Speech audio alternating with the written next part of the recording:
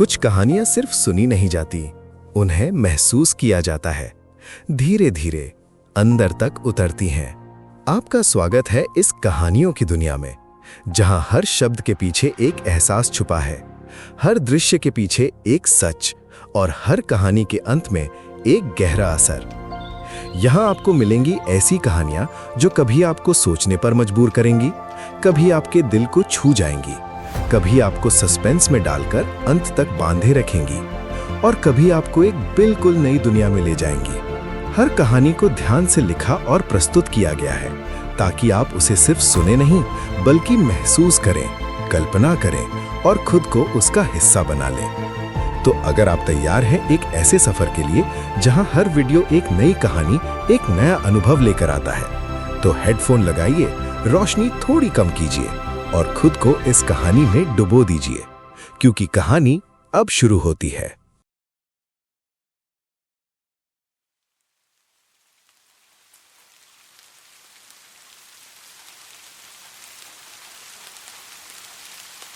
जुलाई की वो रात कलकत्ता पर किसी पुराने दुख की तरह उतरी थी।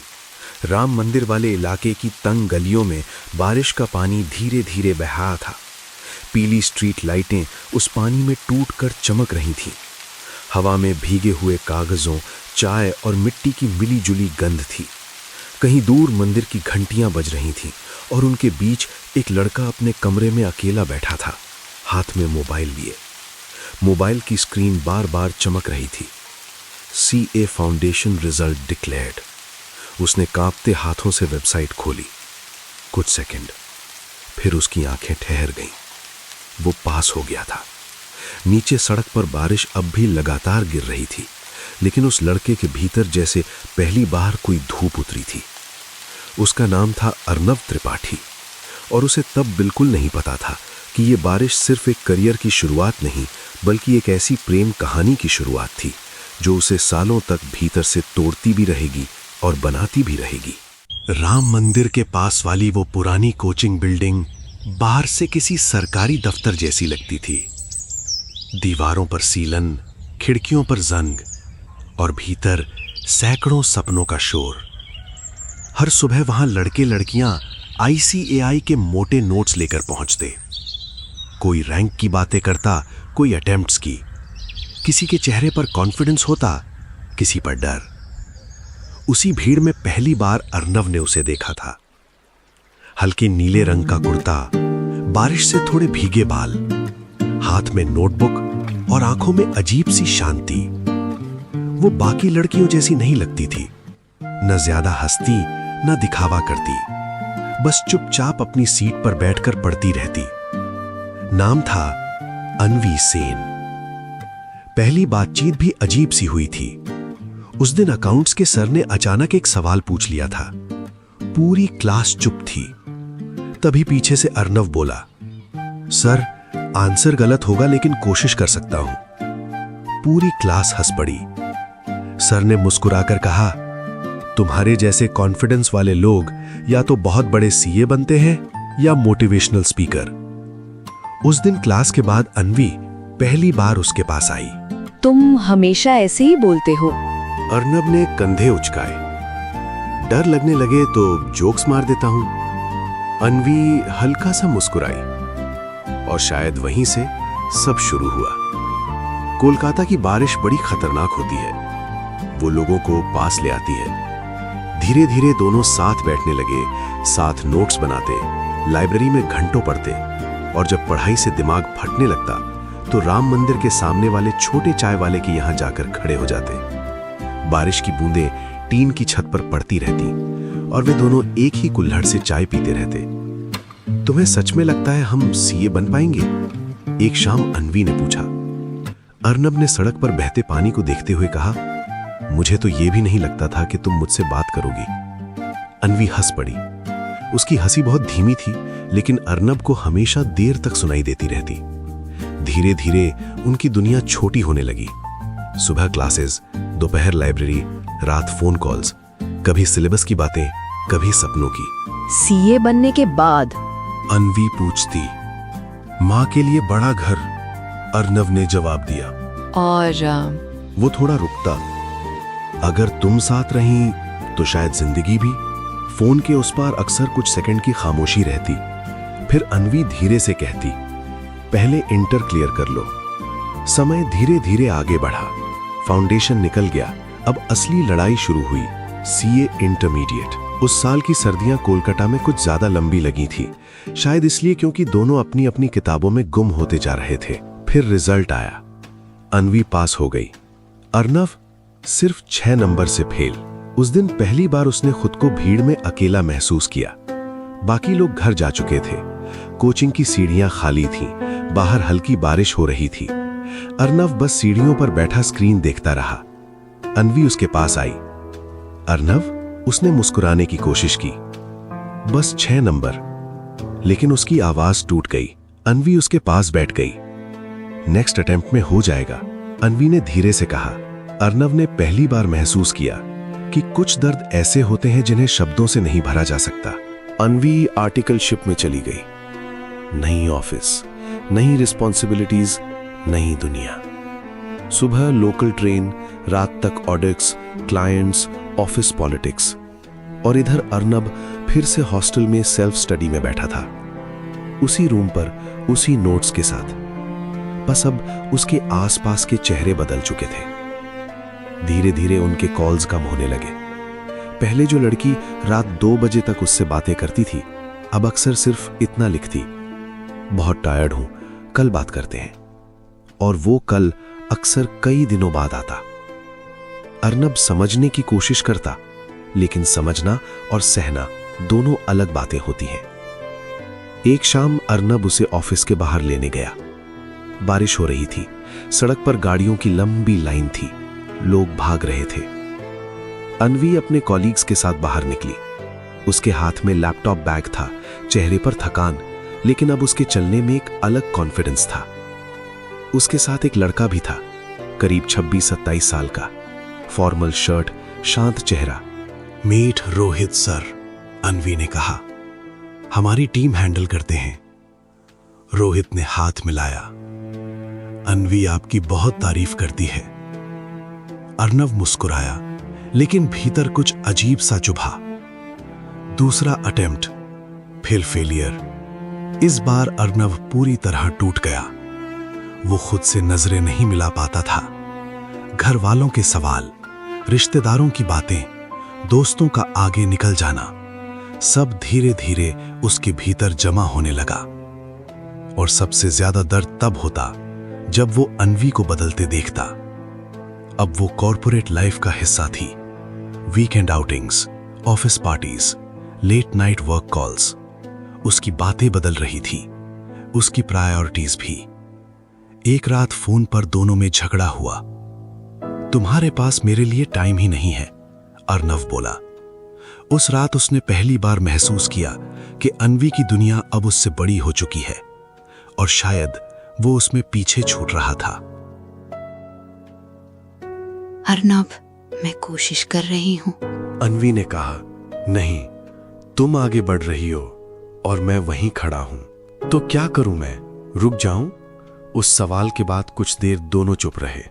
कभी कभी रिश्ते चीख कर नहीं टूटते, बस धीरे धीरे चुप हो जाते हैं। दिसंबर की ठंडी रात थी। अर्नव लाइब्रेरी से लौट रहा था। फोन वाइब्रेट हुआ। अन्वी का मैसेज था, I think we need some space. बस इतना, कोई एक्सप्लेनेशन नहीं, कोई ड्रामा नहीं, सिर्फ एक सेंटेंस। उस रात अर्नव बहुत देर तक राम मंदिर के पास वाली सड़क पर चलता रहा। बारिश बंद हो चुकी थी, हवा ठंडी थी, सड़कें खाली थीं, लेकिन उसके भीतर जैसे तूफान चल रहा था। उसे पहली बार समझ आया कि जिंदगी में कुछ लोग छोड़कर नहीं जाते, वे धीरे धीरे हमारे दिनों से, आदतों से, सांसों से गायब होने लगते हैं। कुछ महीनों बाद उसे पता चला अन्वी और रोहित साथ हैं, शायद ऑफिस में ही करीब आए थे। ये सुनकर अर्नव ने कोई हंगामा नहीं किया, ना कॉल ना मैसेज। बस उस रात उसने अपनी सारी चैट्स डिलीट कर दी और फिर घंटों रोता रहा। उसके कमरे की खिड़की के बाहर बारिश हो रही थी और भीतर एक लड़का पहली बार सच में अकेला हो गया था। दर्द इंसान को 2 चीजें देता है, या तो वो टूट जाता है या बदल जाता है।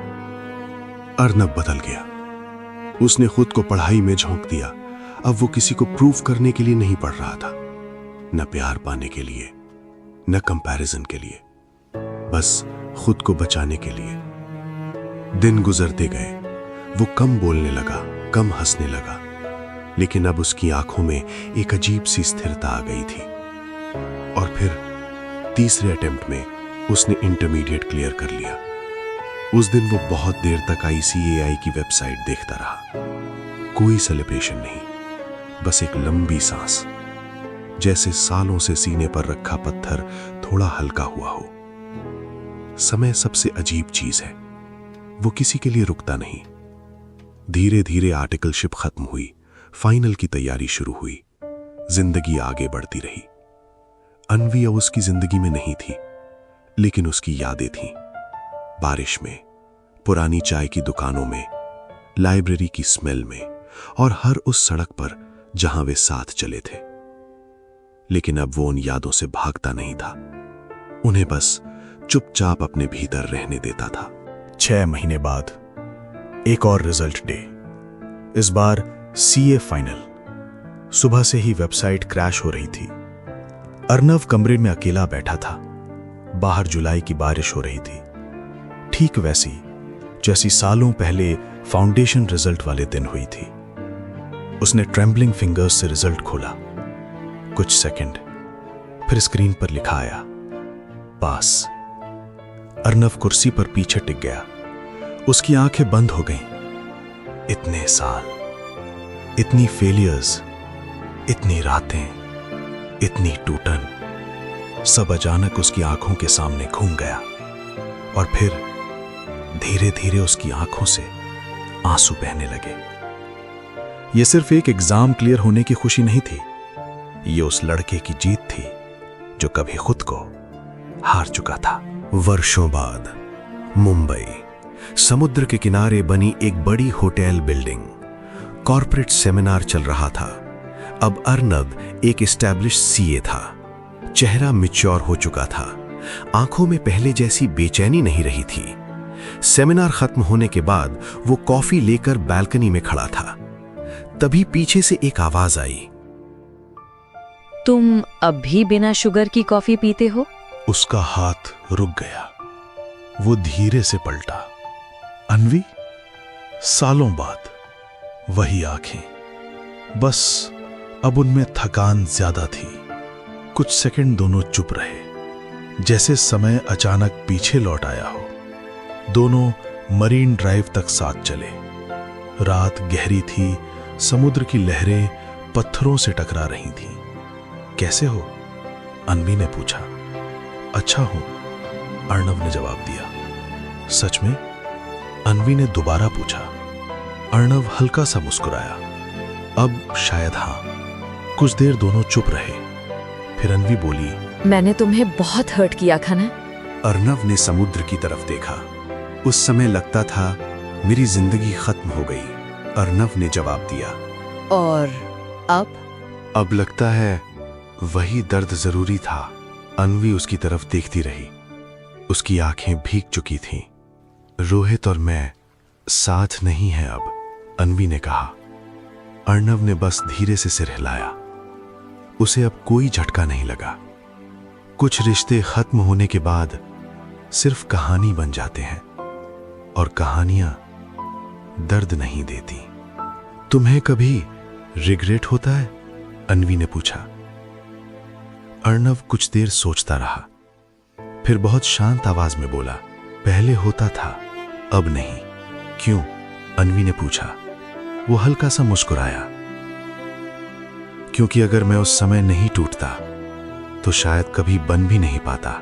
समुद्र के ऊपर हवा तेज चल रही थी। दूर कहीं बारिश फिर शुरू हो चुकी थी। अर्नव ने धीरे से कहा, तुम मेरी जिंदगी की गलती नहीं थी अन्वी, तुम मेरी जिंदगी का एक जरूरी हिस्सा थी। अन्वी की आंखों से आंसू बह निकले, लेकिन इस बार दोनों में कोई शिकायत नहीं थी, बस एक लंबी थकी हुई शांति थी। रात और गहरी हो चुकी थी। अन्वी की कैब सामने आकर रुकी। वो अंदर बैठी। फिर विंडो नीचे करके बोली, टेक केयर अर्नव।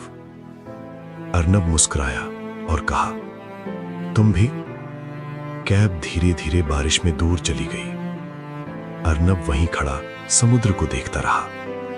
अब उसके भीतर कोई तूफान नहीं था, सिर्फ एक सुकून था। उसे आखिरकार समझ आ चुका था कि जिंदगी में हर प्रेम कहानी साथ रहने के लिए नहीं होती।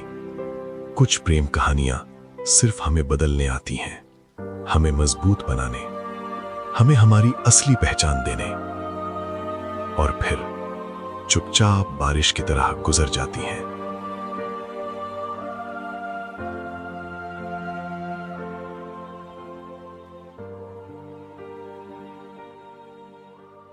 तो ये थी आज की कहानी। उम्मीद है इसने आपको कुछ महसूस कराया होगा, शायद एक सोच, एक एहसास या फिर एक सवाल। अगर आपको ये कहानी पसंद आई हो तो वीडियो को लाइक जरूर कीजिए और इसे अपने दोस्तों और परिवार के साथ शेयर कीजिए ताकि वो भी इस कहानी का हिस्सा बन सकें। और अगर आप ऐसी ही और कहानियां सुनना चाहते हैं जो दिल को छू जाए, दिमाग में बस जाए और आपको सोचने पर मजबूर कर दें, तो चैनल को सब्सक्राइब करना बिल्कुल मत भूलिए और बेल आइकन दबा दीजिए ताकि हर नई कहानी आप तक सबसे पहले पहुंचे। मिलते हैं अगली कहानी में एक नए एहसास, एक नए सफर के साथ। तब तक अपना ख्याल रखिए और कहानियों से जुड़े रहिए।